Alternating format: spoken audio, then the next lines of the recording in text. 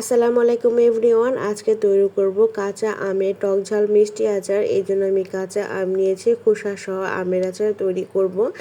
এই জন্য বিচিটা বাদ দিয়ে খোসা সহ আমগুলো টুকরা করে নিয়ে লবণ হলুদ মাখিয়ে সারা রাত রেখে দিব ফ্যানের নিচে। তারপর এটা আমি ফোড়নে দিয়ে দিয়েছি রসুন আর পাঁচ ফোড়ন দিয়ে আমটা আমি নেড়েচেড়ে নেব।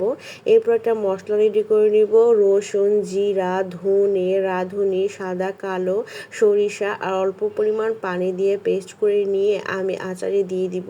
তারপর খুব ভালো করে মিশিয়ে নিব। তেজপাতা, গোলমরিচ দিয়েছি, বিট লবণ, আরও সামান্য লবণ দিয়েছিলাম। তারপর হলুদ মরিচের গুঁড়া দিয়ে নেড়ে চেড়ে চিনি দিয়ে তারপর খুব ভালো করে নেড়ে চেড়ে নিব যাতে চিনিটা খুব ভালো করে হয়ে যায়। তারপর একটা শুকনা মশলা রেডি করে নিব। ভেজে নিয়ে আমি হামানদিস্তায় বেটে নিয়েছি আর তৈরি হয়ে গেল আমার কাঁচা আমের টক ঝাল মিষ্টি আচার।